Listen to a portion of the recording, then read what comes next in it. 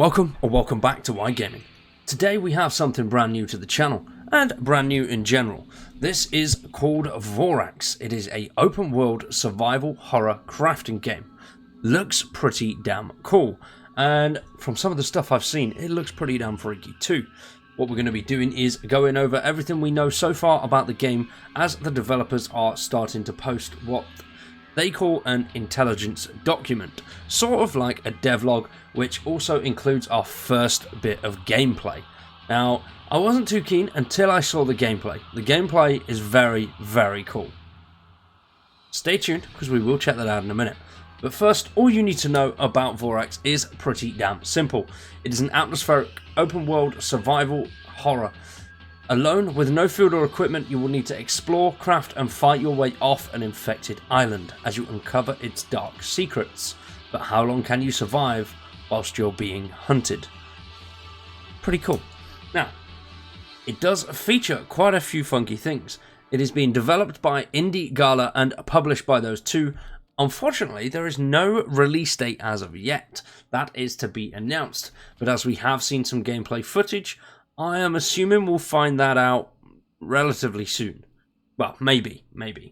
Now, the key features are pretty cool. Large and detailed environment, urban areas, sewers, caves, and various different areas to explore. Unique enemies with different attack patterns. A unique and realistic tactical helmet with a military HUD. Not gonna lie, I absolutely love the HUD. I think it's really, really cool. It shows all sorts of funky things, but you will see that as you can see it in the background, but we will talk about that a little bit more later on. You can treat your wounds, you can craft tools, you can craft buildings, you'll be able to craft all sorts of stuff. Well, we haven't seen anything really on the crafting / building side of things, but what we have seen is the weapon crafting. Pretty simple. The actual HUD overall, the menu, sort of reminds me of Jaws of Extinction. It's, you've got your standard grid box and then craft this, craft that, equip this, equip that. But hopefully, this is going to turn out to be a pretty damn good game.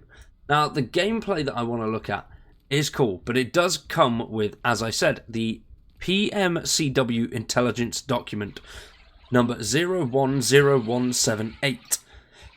Now, this, I'm assuming, is their sort of devlog. It's pretty cool. I like what they've done here. They've done it as a classified mission briefing, rather than, hi, we're this, we're that, we're listing off loads of random crap about what they're doing. This just builds a nice bit of suspense and intrigue and mystery around the actual game itself, which I like. This has really, really captivated me, this. I'm hoping that we see these quite regularly. But that will be seen. At the moment, this one was posted on Sunday, August 14th. So just under a week ago. And they've been publishing on their Twitter and stuff like that since, I think it was around about February when they started posting. So whether that's how long they've been in development or not, I'm not 100% sure. But they did confirm the active development of Vorax, the newest survival horror game, on the 5th of February. But this here is their PMCW intelligence document. Now, it comes with alpha gameplay and a big old list of pretty cool things. So, we're going to go through that. As you can see, the gameplay will go in the background, and then we will have a little bit of a deep dive into the gameplay trailer and talk about that. So, our PMCW intelligence document number 010178. Information in our possession is conflicting, but it seems that the infection has spread very quickly within a few days, perhaps even a few hours. It seems that in the hours immediately following the outbreak of the infection, 43rd NATO Airborne Battalion was sent to the island, but all contact was lost after only 8 hours. The PMCW considers this matter with the utmost importance. Objectives of Team W1 are locate the biolab, take in vital samples of the pathogen, codenamed Vorax, and liquidate surviving medical personnel, optionally, and any witnesses. In the number case, must the presence of the PMCW be revealed, every W1 squad member is equipped with cyanide capsules. Squad commander is authorized to start the liquidation procedure in case of an emergency.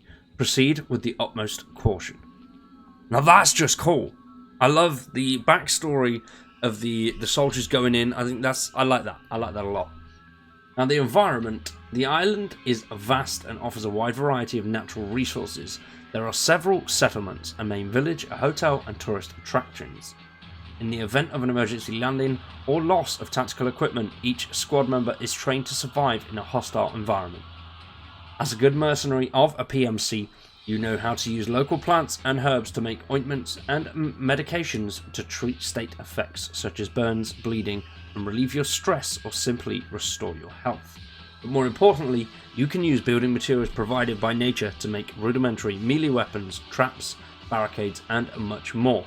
Even a silent bow, very useful for knocking out the infected without being detected. Hey, that rhymes. The infection. It seems the infected are the side effect of a virus grown in the biolab. Probably when a security flaw opened, the virus has spread to the island. It is not yet clear whether it spreads by air or through aquifers, but what is certain is that biomass similar to fleshy appendages that are sometimes glimpsed in the environment are one of the final stages of the virus. The biomass therefore seems responsible for the mutations that occurred to the civilian inhabitants and to the military personnel who rushed to contain the first stages of infection. Contact with non-bottled liquids or non-canned foods is therefore strictly prohibited. Okay, so we won't be able to eat meats, we won't be able to do anything like that. We will have to find things that are constantly sealed. I like that, that's cool. That does add a little bit more realism to it as well. Now, the mutates are fast, extremely aggressive, and above all, ferocious. The first to be devoured were the breeding animals of the surrounding farms and estates. For this reason, any living being, human or animal, is for them a prey. Apparently they do not devour each other, but that is to be confirmed.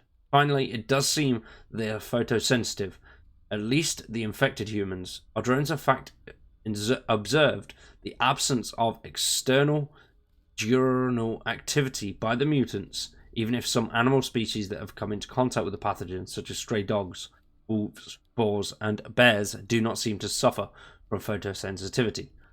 It is therefore recommended to exercise extreme caution at night. Operational information. You will land in the north area, a few hundred meters from the biolab, at 4:30 in the morning. The helicopter will wait for 25 minutes, and then we'll take off. So once that's landed, we've got 25 minutes to get in, get out. Damn. Alright. It's going to be a tough one. Obviously, we're not going to have 25 minutes. The helicopter's going to crash and burn, and we're all going to stay there and probably die like 75 times. But, yeah, we'll see. I hope not. Now, let's have a look at this gameplay. So first things first is the HUD. I absolutely love the HUD. I love the little markers. I love what's popping up. Like the battery, the compass, all of that cool stuff is absolutely brilliant. Obviously, we've got I think that's the visibility there of how much we can be seen, how much we can't be seen. We'll see when the light comes off. Oh. See, those things they don't look good, do they? They look nasty. I do like the, oh, here we go. Here's the inventory that I was talking about. So this definitely looks very similar to sort of Jaws of Extinction and stuff like that. But I like that. It's quite a cool inventory. So then obviously we can go craft and build. So crafting obviously is your weapons and stuff like that. Building, I'm assuming it's bases and barricades and all that kind of stuff. But there's several different slots here. So maybe we'll have information. Whether there's a sort of storyline behind it, don't actually know yet. But other than sort of the backstory that we're getting through these devlogs, which are quite cool. I wonder if we will see a little bit more of that. But like we've got pockets, pouches, backpack. Obviously we've got a weight of 50 kilograms. 0 out of 0. I don't know what the black thing is. I'm thinking maybe that's some sort of infection. So show information, normal arrow, the ingredients. And then obviously we've got our bottled and canned stuff. Our throwables. I like the actual equipment page. I think that's cool. But then, as I was saying, I love bottom left with the health, stamina, food, water. I just think it looks really cool having the HUD like that. Oh, something's seen us. Has something seen us? I'm not 100% sure what that thing on the right is.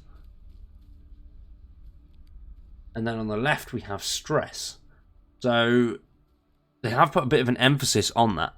So the more stressed you get, the harder it is for you to perform tasks. Whether there's going to be negative impacts, so either we lose health, or we start to, I don't know, become fatigued more often, or we can't aim properly. Not too sure. They haven't really gone into anything like that yet. I love the gun. I think the gun's really cool, and the sound of it, and this as well. Being able to look back while sprinting.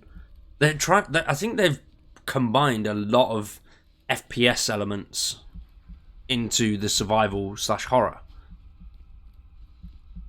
But the atmosphere is brutal. I love the hit markers as well. Reminds me of Fallout. And you got the wrist rails on top as well, which are obviously for either lights, lasers, stuff like that, which are quite cool.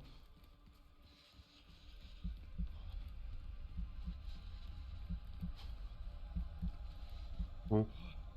Heartbeat's going. He's getting scared. Now this bit I thought was very, very cool. The giant house. I don't know if this is a house or whether this is like an entrance to a lab. But that noise is creepy in here. See, what the hell is that thing? These are the things that attach themselves to the highest form of the mutation. We're obviously going to meet other NPCs as well. Over here, behind the door.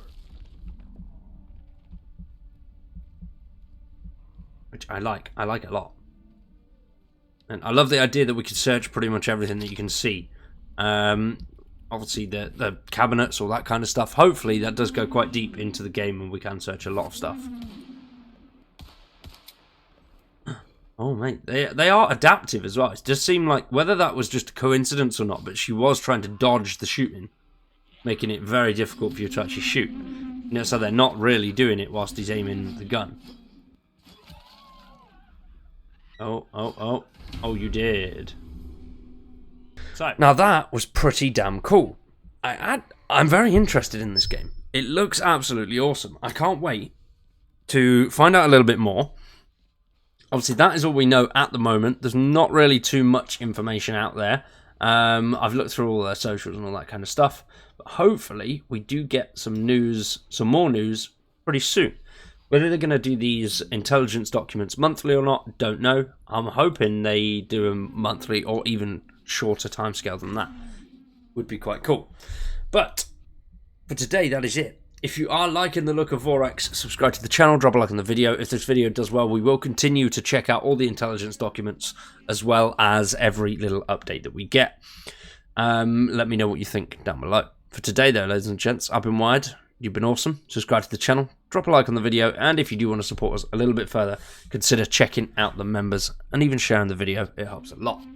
I'm Wired. You've been awesome. Thanks for watching, and we'll see you very soon with some more.